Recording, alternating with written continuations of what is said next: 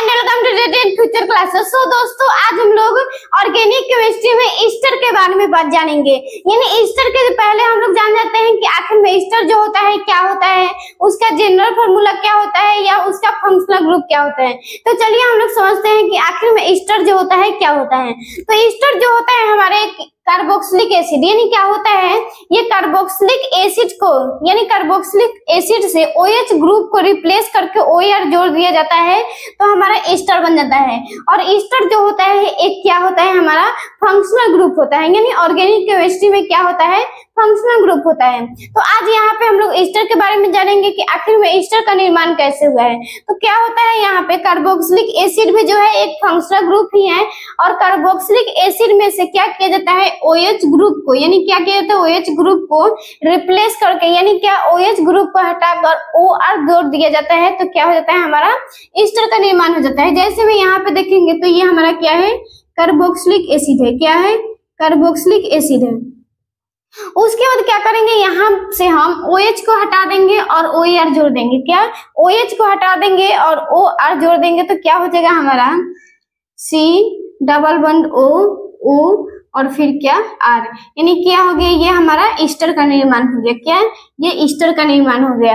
उसके बाद यहाँ पे देखेंगे कि आखिर में फंक्शनल ग्रुप क्या होता है ईस्टर का। तो ईस्टर का फंक्शनल ग्रुप जो होगा यही होगा। क्या हो जाएगा, चाहे COOR हो जाएगा और इसका स्ट्रक्चर लिखेंगे तो ये हो जाएगा। यानी क्या है, ये फंक्शनल ग्रुप है और ये अगर स्ट्रक्चर लिखेंगे तो ये हमारा हो जाएगा। तो स्ट्रक्चर लिखेंगे तो C डबल बॉन्ड O और R। और यहाँ पे आप लोग देखेंगे कि ये इधर क्या हुआ है, खाली है। क्या है, इधर खाली है बॉन्ड। तो खाली इसलिए है क्योंकि ये कार्बन जो होता है 4 बॉन्ड बनाता है। क्या, कार्बन जो होता है 4 बॉन्ड बनाता है। तो इधर क्या है, 1 है, 2, 3 और 4, इसलिए यह जो है यहाँ पे 1 बॉन्ड है। यानी इधर कोई भी एल्काइल ग्रुप जुड़ सकता है। तो ये हमारा हो गया। उसके बाद जानेंगे जनरल फार्मूला। आखिर में ये क्या, ईस्टर का जनरल फार्मूला क्या होता है। तो क्या होता है जनरल फार्मूला, CnH2n और क्या होता है, ये ईस्टर जो होता है इसमें कार्बन की संख्या 2 हो सकता है या 2 से अधिक हो सकता है, लेकिन 2 नहीं हो सकता है। यानी 2 से कम नहीं हो सकता है। 2 भी हो सकता है, 2 से ज्यादा हो सकता है, लेकिन 2 से कम नहीं हो सकता है। यही क्या होता है, हमारा जनरल फॉर्मूला, यानी CnH2nO2 होता है। उसके बाद यहाँ पे देखेंगे कि इधर जो खाली जगह है, यानी इधर बॉन्ड जो खाली है, इधर क्या जुड़ सकता है, और ये R जो होता है हमारा एल्काइल ग्रुप होता है। क्या होता है, एल्काइल ग्रुप होता है। यहाँ पे कोई भी हमारा क्या चेन जुड़ सकता है, यानी एल्काइल ग्रुप जुड़ सकता है। तो यहाँ पे देखेंगे कि आखिर में R' मान लेते हैं इसको, यानी इधर को हम R' मान लेते हैं और इसको R। तो यहाँ पे देखेंगे R' में क्या क्या जुड़ सकता है। R' में हमारा क्या जुड़ सकता है, H जुड़ सकता है। R' में क्या एल्काइल जुड़ सकता है, इधर एल्काइल भी जुड़ सकता है। R' में अराइल भी जुड़ सकता है। उसके बाद यहाँ पे देखेंगे R के पास क्या H कभी भी नहीं जुड़ेगा। क्या, यहाँ पे H जो है कभी भी नहीं जुड़ेगा। उसके बाद R में क्या हमारा जुड़ सकता है, एल्काइल जुड़ सकता है, एलिनाइल जुड़ सकता है, एल्किनाइल जुड़ सकता है। उसके बाद R' में एराइल ग्रुप भी जुड़ सकता है। यानी क्या, इधर हमारा कोई भी ग्रुप जुड़ सकता है और इधर कोई भी, यानी दोनों तरफ बेंजीन रिंग भी जुड़ सकता है। क्या, इधर बेंजीन रिंग भी जुड़ सकता है, बेंजीन रिंग, यानी क्या, यहाँ पे बेंजीन रिंग भी जुड़ सकता है। तो क्या हम लोग ईस्टर के बारे में जान लिए कि आखिर में ईस्टर जो होता है क्या होता है। इसके बाद जानेंगे हम ईस्टर का कॉमन नेम। क्या, ईस्टर का सामान्य नाम क्या होता है, यानी उसके बहुत सारे यौगिक होते हैं और उन यौगिक का क्या जानेंगे, हम कॉमन नेम जानेंगे कि आखिर में ईस्टर का जो यौगिक होते हैं उनका कॉमन नेम क्या होता है। चलिए इसके बाद हम लोग क्या जानेंगे, कॉमन नेम जानेंगे, common name of the Easter का। इसके बाद जानेंगे हम कॉमन नेम ऑफ ईस्टर, यानी ईस्टर का सामान्य नाम हम जानेंगे कि आखिर में हम सामान्य नाम कैसे लिखते हैं।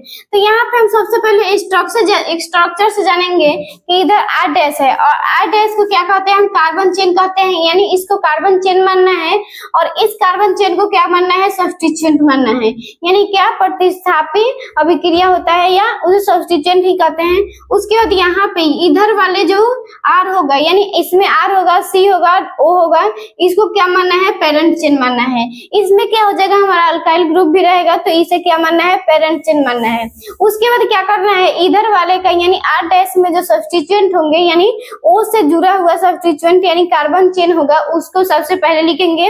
और इसमें क्या करना है, हमें ATE लास्ट में जोड़ना देना है। क्या है, ATE लास्ट में जोड़ देना है। तो ये हमारा क्या हो जाएगा, ईस्टर का कॉमन नेम हो जाएगा। जैसे में यहाँ पे इसको देखते हैं तो इसको सबसे पहले हम स्ट्रक्चर में तोड़ते हैं, यानी इसको स्ट्रक्चर में तोड़ते हैं तो क्या हो जाएगा, हमारा H हो जाएगा, उसके बाद C डबल बॉन्ड O और क्या हो जाएगा, यानी यहाँ पे CH3 जुड़ा हुआ है तो ये CH3 हो जाएगा। उसके बाद इसका अगर नेम लिखेंगे तो क्या हो जाएगा, हमारा नेम जो हो जाएगा हमारा मिथाइल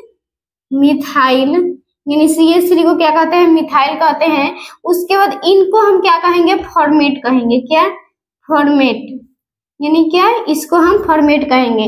तो ये क्या हो गया, हमारा मिथाइल फॉर्मेट इसका हमारा हो गया। उसके बाद इसका अगर हम जानते हैं तो इसका क्या हो जाएगा, हमारा सबसे पहले इनका नाम लिखना है, यानी ऑक्सीजन से जुड़े हुए को यानी ऑक्सीजन से जुड़े हुए कार्बन चेन का नाम लिखेंगे और ये क्या होता है, हमारा सब्स्टिट्यूएंट होता है। तो इसका सबसे पहले नाम लिखेंगे तो इथाइल हो गया, यानी क्या हो गया, इथाइल इसका हो गया। उसके बाद एसीटेट लिख देंगे। क्या, एसीटेट ये हमारा क्या हो गया, यानी एस्टर का क्या होता है, हमारा कॉमन नेम में क्या लिखा जाता है, इसको इथाइल लिख दिए, यानी इधर वाले को क्या माना जाता है, सब्स्टिट्यूएंट मान लेते हैं और इधर वाले को यानी इसको क्या लिख देते हैं, हम एसीटेट लिख देते हैं।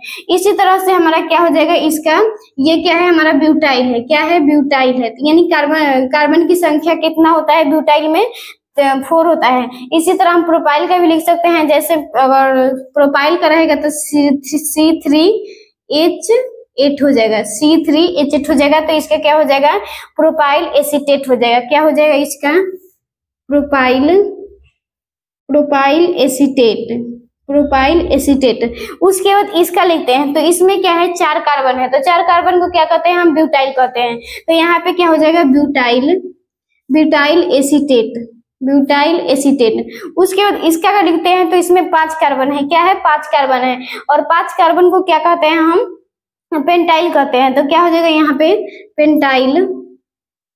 Pentyl acetate. क्या हो जाएगा, पेंटाइल एसीटेट। उसके बाद इसी तरह से हम इसका लिखेंगे तो C6H14 है। क्या है, C6H14 है। तो C6 यानी जिस कार्बन यौगिक में कितना 6 कार्बन रहता है उसको क्या कहते हैं, हम हेक्साइल कहते हैं। क्या, हेक्साइल कहते हैं, हेक्साइल एसीटेट।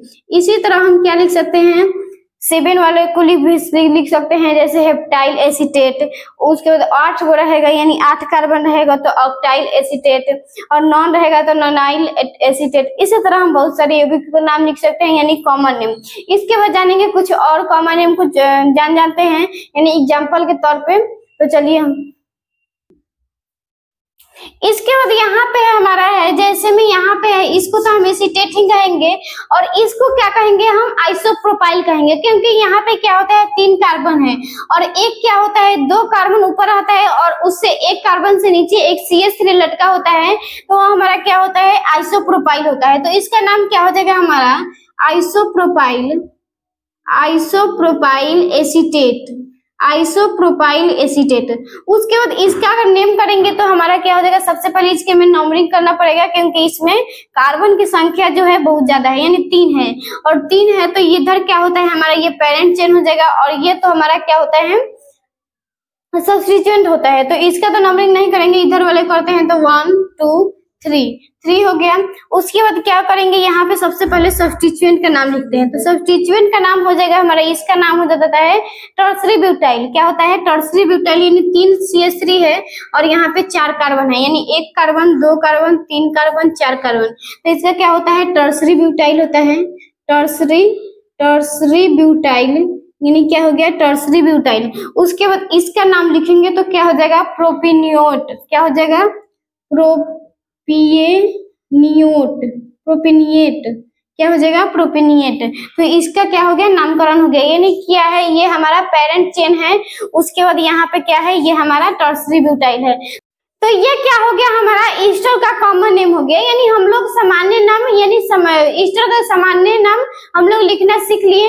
उसके बाद यहाँ पे क्या, इसके अगले वीडियो में हम लोग इसके कॉमन नेम यानी आईयूपीएसी नेम के बारे में सीखेंगे कि आखिर में हम ईस्टर का आईयूपीएसी नेम कैसे लिखते हैं। आई होप इस वीडियो में आप लोगों को ईस्टर का कॉमन नेम जरूर समझ आएगा, तो प्लीज वीडियो को लाइक करें और ऐसे ही वीडियो के लिए चैनल को सब्सक्राइब करें। Thank you.